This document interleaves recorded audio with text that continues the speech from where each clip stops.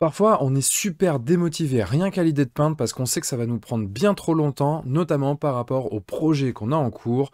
Aujourd'hui, on va voir comment on peut faire pour peindre un petit peu plus vite. Salut les copains, c'est Guillaume et bienvenue sur ma chaîne Apprendre la peinture sur figurine. Alors aujourd'hui, on va parler de la vitesse de peinture et comment essayer de peindre un petit peu plus vite. Car oui, on n'a pas tous des objectifs d'être des machines de rapidité, mais quand même bien souvent, on n'a pas tout le temps qu'on voudrait pour peindre, et donc du coup, arriver à optimiser un petit peu tout ça, ça nous permet d'aller plus loin, d'aller plus vite dans nos projets, par exemple, d'avoir notre jeu tout beau plus vite pour pouvoir jouer avec. Bref, c'est toujours intéressant d'arriver à optimiser un petit peu son temps de peinture. Surtout que parfois, ça peut être une vraie source de démotivation, tout simplement parce qu'on sait qu'on a 50, 100 figurines à peindre et que à chaque fois, on va mettre 2 heures, 3 heures, 4 heures par figurine. Forcément, on se dit qu'on n'en verra jamais le bout. Alors, comment est-ce qu'on peut faire pour aller un peu plus vite sans forcément rogner tant que ça sur la qualité? On voit ça tout de suite. Cette vidéo, elle fait toujours partie du challenge une vidéo par jour, donc pour m'aider à le finaliser, il reste plus beaucoup, mais quand même, il en reste encore quelques-unes des vidéos. N'hésite pas à me mettre en commentaire tes questions, car c'est sur ça que je me base pour faire ces vidéos. La plupart du temps, j'en fais qui ne sont pas des questions, mais la plupart, c'est le cas. Donc, n'hésite pas à me mettre ta question en commentaire. Et d'ailleurs, je fais les petits rappels tout de suite, comme ça ce sera fait. Si la vidéo te plaît, n'hésite pas à la liker, à la partager, à t'abonner à la chaîne pour pas louper les prochaines. Et là, dans la description, j'ai en téléchargement gratuit le petit guide du débutant en peinture sur figurine. Ça te permet quand même de partir sur des bonnes bases avec des petits conseils. Et en plus de ça, ça t'inscrit à ma newsletter dans laquelle je donne des petits tips, je partage les dernières vidéos, je donne l'actualité de ce qui se passe dans le monde de la figurine. Et bien sûr, je donne aussi l'actualité d'apprendre la peinture sur figurine, notamment très bientôt avec l'ouverture des inscriptions pour les formations. Donc si ça t'intéresse, le meilleur moyen, ça reste de t'inscrire à cette newsletter. C'est gratuit. Alors, pour peindre plus vite, voici les petits conseils que je peux te donner. Le premier, c'est de penser aux sous-couches de couleurs. Parce que c'est vrai qu'au final, on a l'habitude de faire nos sous-couches soit en noir, soit en blanc, soit en gris, mais les sous-couches de couleurs, on n'y pense pas nécessairement. Et en fonction de ce qu'on va peindre, franchement, ça fait gagner un temps de fou.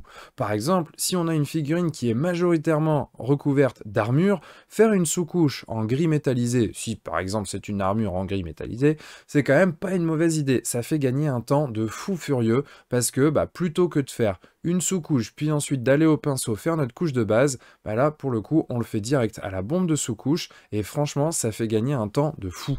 Alors là, on prend l'exemple évident de un personnage qui est en armure, et qui du coup, voilà, aurait une sous-couche en gris métallisé, mais ça n'est pas le seul moyen de le faire. Par exemple, on a aussi, alors toujours pareil, on va avoir les Space Marines qui vont, par exemple, si on fait des ultramarines où la sous-couche en bleu, forcément, c'est intéressant, mais on peut aller plus loin. Par exemple, moi, je sais que j'aime bien, quand je peins du rouge, faire une couche de base en bleu.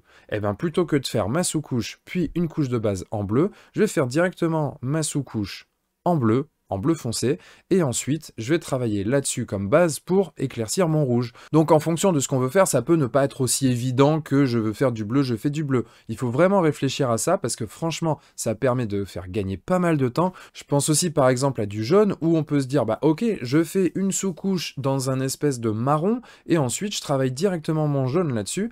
Franchement, par exemple, sur une armée de Iron Jaws, les orques de AOS, qui sont souvent bien jaunes, ou même sur du Warhammer 40 000, les Iron Fist, si je dis pas de bêtises. Là, je vais peut-être me faire taper, parce que j'avoue que je connais pas trop la licence. Quoi qu'il en soit, c'est le genre de choses où il faut réfléchir à ça, et donc du coup, ça fait gagner un temps de fou furieux. Alors là, on parlait de couleurs, et justement, le deuxième point, c'est d'optimiser son schéma de couleurs. Alors quand je dis optimiser, ça va principalement être le réduire. Souvent, on a envie de faire un petit peu chaque détail d'une couleur différente. Donc du coup, on va avoir une couche de base différente, un éclairci différent, une ombre différente. Bref, on va à chaque fois se rendre la tâche plus compliquée. Très récemment, moi, j'ai peint la figurine de Miri du jeu Song of Ice and Fire, et elle a du cuir dans des teintes marron, que ce soit sur sa tunique ou sur ses sacoches. Elle a une peau plutôt foncée, elle a des cheveux qui sont très foncés également, et ben j'ai essayé d'optimiser tout ça en utilisant par exemple une couche de base similaire, ce qui fait que j'ai pu faire une couche de base identique sur l'ensemble de ma figurine, et ensuite je suis venu différencier chaque partie principalement avec mes ombres et mes lumières. Donc j'ai fait des ombres un peu différentes en fonction des parties. Par exemple, je vais faire un lavis un peu plus sombre d'un côté, un petit peu plus clair de l'autre, et ensuite je vais faire des lumières différentes aussi. Là pour le coup, je peux partir de ma couche de base et d'éclaircir avec des teintes différentes. Par exemple, d'un côté avec des teintes un peu plus chaudes, de l'autre côté avec des teintes un peu plus froides, ce genre de choses. Bref, l'idée ici c'était d'avoir une base identique pour gagner du temps et ensuite du coup pouvoir dérouler comme je l'aurais fait habituellement. Donc réduire son schéma de couleurs, le penser de manière à l'optimiser pour gagner du temps, c'est quelque chose de super important. Pour ça, il faut prendre un petit peu de temps pour y penser en amont, mais ça, de toute façon, si on veut gagner du temps, y aller comme ça, au doigt mouillé, c'est pas forcément une bonne idée. Le troisième point, ça va être de moins diluer sa peinture. Alors forcément, ça, vous l'avez déjà entendu, que ce soit sur la chaîne ici ou ailleurs, mais oui, si on dilue trop sa peinture, qu'on se retrouve avec des peintures qui sont pas couvrantes, on va nécessairement avoir besoin de faire plus de passages avec sa peinture, et donc du coup, qui dit plus de passages, dit plus de temps, tout simplement. Diluer un peu moins sa peinture de manière à obtenir des couches de base notamment qui sont plus opaques plus rapidement, ça c'est quelque chose qui fait gagner un temps de fou furieux. Moi personnellement quand j'ai commencé la peinture, on m'a énormément dit de beaucoup diluer et donc du coup c'est ce que je faisais. Résultat des courses, il me fallait au moins 5 à 6 passages pour faire une couche de base. Conclusion, j'ai arrêté pendant plusieurs années parce que j'arrivais pas à peindre dans des temps qui étaient raisonnables. Encore une fois, diluer un peu moins sa peinture, surtout avec les peintures d'aujourd'hui qui ont une texture super intéressante, c'est quelque chose qui va te faire gagner un temps de fou. Donc n'hésite pas, surtout sur les couches de base. Bien évidemment, quand on veut faire des lavis, des glacis ou ce genre de choses, on va devoir diluer, ça change pas. Mais les couches de base, il faut que tu sois capable de faire une couche de base en 1, 2, très grand maximum 3 passages, mais en général c'est largement suffisant de faire en 1 ou 2 passages en ayant une bonne texture qui soit couvrante sans forcément obstruer les petits détails de la figurine et ça, encore une fois, ça fait gagner beaucoup de temps. Alors souvent si on dilue beaucoup sa peinture, c'est aussi pour une bonne raison et ça c'est mon point numéro 4, c'est qu'on veut le dégrader parfait. Sauf que, encore une fois, si on veut gagner du temps, on va devoir trouver des endroits, des petites choses sur lesquelles on va faire des concessions et le dégradé en fait partie. Tout simplement parce que c'est pas ça qui est le plus important sur une figurine pour qu'elle te semble réussie, pour que visuellement on ait un rendu qui soit correct, qui soit même joli. C'est pas le dégradé qui va faire la différence. Ça va faire la différence sur des grandes pièces de concours, ça va faire la différence quand on va être comme ça à regarder la figurine à 2 mm, mais sur une table de jeu, franchement le dégradé c'est pas ce qu'il y a de plus important. Ce qui va être le plus important, ça va être de bien gérer ses contrastes, que les lumières soient posées au bon endroit, qu'il y ait des effets un peu waouh, qu'il y ait une cohérence d'armée, bref, tout ça oui, mais le dégradé, c'est pas ce qui est le plus important. Et donc du coup, si tu fais des concessions là-dessus, tu vas potentiellement te permettre de faire moins de passages. Au lieu d'utiliser 5 peintures, tu vas en utiliser plus que 3 par exemple. Tu vas avoir des transitions qui seront certes un peu brutales, en tout cas qu'ils le seront plus que si tu t'embêtes à faire des glacis, à passer des couches diluées, à faire plus d'étapes intermédiaires. Mais si tu souhaites gagner du temps, encore une fois, ça c'est super important de savoir le faire. Moi personnellement, sur mes figurines de jeu, c'est pas rare que j'utilise seulement 3 peintures différentes par exemple pour justement aller plus vite. Donc du coup, je vais peut-être avoir des sauts qui seront un peu plus forts en termes de clarté par exemple, mais c'est pas grave, je me débrouille pour faire des petites techniques avec de la texture, ce genre de choses pour que ça passe et ça me fait gagner un temps de dingue. Alors un cinquième point qui est super important aussi, c'est de bien savoir adapter la taille de son pinceau en fonction de la zone qu'on a à peindre. Souvent ce qu'on va faire, c'est qu'on va utiliser un pinceau de taille relativement correcte pour peindre la couche de base de notre première zone, puis ensuite on va par exemple passer à nos éclaircies, on va vouloir faire des choses un peu plus précises, on va réduire la taille de notre pinceau, puis quand on va enchaîner sur une autre zone, on va pas nécessairement penser à changer, on va se dire allez c'est bon je vais le faire avec le même pinceau et du coup on se retrouve avec un pinceau un peu trop petit pour ce qu'on a à faire. Et ça c'est aussi quelque chose qui nous fait vraiment perdre du temps, tout simplement parce que vu que le pinceau est plus petit, on couvre une zone qui est moins large et donc on va avoir besoin de plus de coups de pinceau. Le pinceau va être moins gros, il va avoir un réservoir moins important, on va devoir le charger plus souvent et faire des allers-retours entre la palette et la figurine. Et ça on s'en rend pas forcément compte quand on le fait, mais mine de rien, ça nous fait perdre beaucoup de temps, parce qu'à chaque fois qu'on va enlever le pinceau de la figurine pour aller chercher de la peinture, qu'on va en reprendre, qu'on va revenir, et ainsi de suite, eh ben c'est autant de temps qu'on ne passe pas à peindre littéralement la figurine.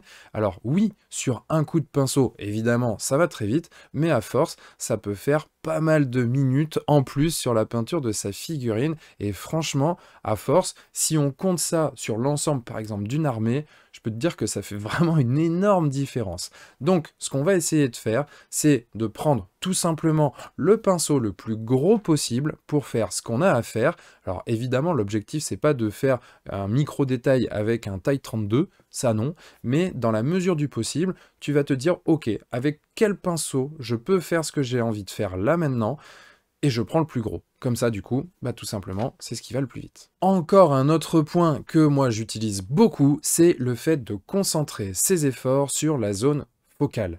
Alors qu'est-ce que j'entends par là? Eh bien tout simplement, on n'est pas obligé de peindre l'ensemble de la figurine avec le même niveau de détail, avec la même attention à chaque petit point de détail qu'on va faire.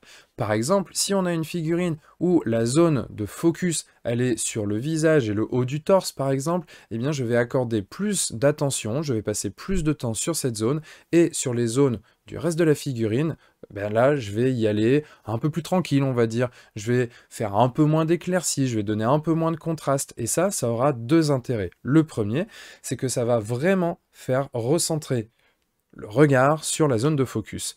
Et le deuxième, c'est que toutes les zones où je vais avoir passé moins de temps, c'est autant de temps que je vais gagner. Alors oui, je vais passer un peu plus de temps sur la zone de focus, mais tout ce temps que j'aurai économisé va finalement me permettre au global de peindre la figurine plus vite. Et pour ça, on peut très bien envisager par exemple de laisser certaines zones dans une forme de pénombre pour avoir moins de travail à faire. Ça ne veut pas dire qu'on va juste faire une couche de base et qu'on ne va pas s'en occuper plus que ça, mais disons qu'on va monter un peu moins haut dans nos lumières, on va avoir un contraste un petit peu moins fort et donc du coup on a besoin de moins de couleurs différentes pour arriver à monter à ce niveau cherché.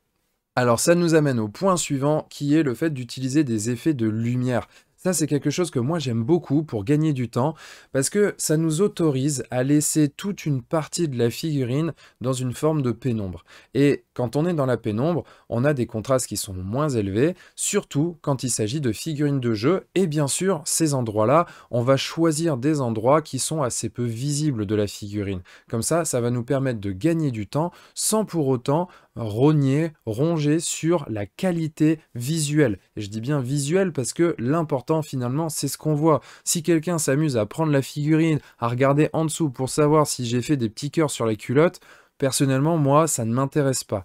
Par contre du coup si j'ai une figurine qui dans son dos en bas quand on regarde sur la zone vraiment du dessous et dans la pénombre, ça me gêne pas, si tant est que la face avant elle est bien lumineuse, qu'elle est bien flatteuse et que du coup on a des éléments qui sont visuellement impactants. Et c'est d'autant plus le cas quand on ajoute des effets de lumière, comme on peut le voir ici en image sur les bandes que j'avais peintes sur Warhammer Underworld. Alors oui, évidemment, c'est pas un niveau où on va gagner du concours, où on va faire du Golden Demon ou quoi que ce soit, mais par contre, visuellement, c'est impactant et c'est exactement ce que je recherche sur des figurines de jeu quand je dois aller vite. Et alors, pour le dernier point, évidemment, ça ne s'applique pas pour une figurine individuelle, mais quand il s'agit de faire une unité, voire encore plus une armée, la peinture à la chaîne, ça c'est vraiment quelque chose qui fait gagner beaucoup de temps. Ça va optimiser le processus de peinture, ça va faire qu'on va vraiment optimiser chaque étape, que à chaque fois on sait quel endroit on doit peindre et ça va devenir presque mécanique. Et bien sûr c'est quelque chose qui ne plaira pas à tout le monde. Parfois on a juste envie de prendre du plaisir à peindre chaque petite figurine de manière individuelle. Et dans ce cas-là, c'est ok, on n'est juste pas dans une démarche où on veut gagner du temps à ce point-là. Mais par contre, quand on en a besoin et qu'on en a envie, c'est une technique qui vraiment a fait ses preuves. J'ai même fait à ce sujet une vidéo dédiée sur des figurines du jeu Warbound où j'ai peint à la chaîne pour comparer avec une peinture individuelle et voir combien de temps ça fait gagner. Et le résultat est quand même vraiment sans appel. Donc à partir du moment où on a identifié quel est notre schéma de couleur, qu'on a bien mis en place notre process de peinture dans le bon ordre, tout ça, et qu'en plus on rajoute La peinture à la chaîne, franchement, ça fait gagner un temps de fou. Alors, on parle là par exemple d'armée, mais c'est pas que dans les armées où c'est nécessaire ou en tout cas utile, puisque dans pas mal de jeux de société avec figurines, on a plusieurs fois des figurines au moins similaires, voire complètement identiques. Je pense par exemple moi à un jeu que j'adore qui s'appelle Monumental, sur lequel à chaque fois on a je crois 9 figurines identiques pour les guerriers, 2 figurines identiques pour les explorateurs, et ben ça permet de gagner du temps en les peignant tout en même temps et d'avoir son jeu jouable tout peint le plus vite possible. Donc voilà les copains, c'est fini pour cette vidéo, j'espère que du coup tu pourras choper dans celle-ci quelques tips pour faire en sorte de peindre un petit peu plus vite si telle est ton envie, ton besoin. En tout cas, moi je te dis, j'ai testé tout ce que je viens de dire et franchement ça fait une différence de fou furieux entre il y a ne serait-ce que quelques années et maintenant, j'arrive parfois à peindre certaines figurines dans un temps, je dirais, probablement 2 à 3 fois moins long parce que j'ai mis en place tout ça. Alors ça s'est pas mis en place tout seul comme ça, en un claquement de doigts. J'ai regardé un petit peu ce qui se faisait bien évidemment sur internet, j'ai fait des petites expériences de mon côté pour voir ce qui marchait le mieux. J'ai même traité le sujet avec Girio quand je suis allé prendre un cours chez lui. Bref, avec tout ça, ça m'a permis d'engranger suffisamment d'expérience pour aujourd'hui peindre beaucoup plus vite et franchement, j'en suis vraiment très content, tout simplement parce que je considère que si on peut peindre vite, on n'est pas obligé de le faire, alors que si on ne sait pas peindre vite, on n'a pas le choix et on subit un petit peu notre rythme de peinture.